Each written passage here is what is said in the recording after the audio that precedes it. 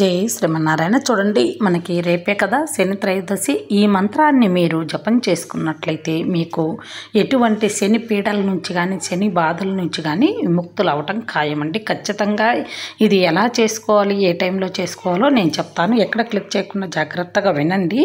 ముందు నీలం గణ సమాభాసం రవిపుత్రం యమాగ్రజం, ఈ మంత్రాన్ని నేను ఒక్కొక్క లైను, ఇక్కడ 2 లైన్లు ఇచ్చాను, ఇంకొక ఫోటోలో మళ్ళీ ఇంకొక లైను, తర్వాత ఇంకొక లైను అలా ఇచ్చాను.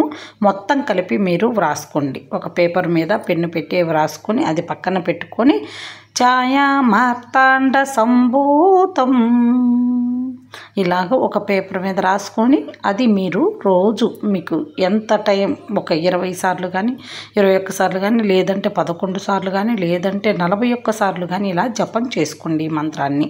లేదు మాకు అంత టైం లేదన్నా ఒక్కసారైనా మీరు అనుకుంటూ మీరు వెళ్ళండి ఒకసారి. అయితే 361 రోజులు ఈ మంత్రాన్ని అనుకుంటూనే ఉండాలి.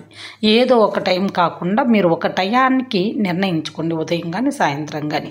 ఆ టయానికే మీరు చేస్తే దానికి ఫలితము బలము ఎక్కువగా ఉంటుంది. మీరు 9 లోపు మేము స్కూల్కి వెళ్తాం కదా, ఏమీ తినకుండా ఈ మంత్రాన్ని ఒక్కదాన్ని అనుకుని మీరు తినేసి వెళ్ళిపోండి మీ పనికి.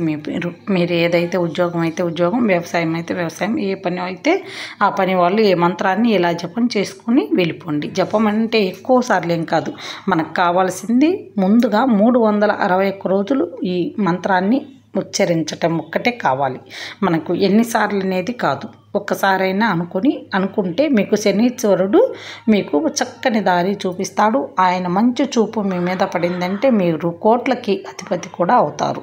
మీకు చాలా శక్తి అనేది వచ్చేస్తుంది. మీరే చూస్తారు కదా, ఈ మంత్రాన్ని 361 రోజులు ఈ మంత్రాన్ని అనుకుంటూనే ఉండండి. వ్రాసుకొని పెట్టుకొని అనుకుంటూనే ఉండండి. మీకు మంచి శుభాలను, మంచి నడవడికను మీరు చూద్దురు కానీ. థ్యాంక్ యూ చూసినంత.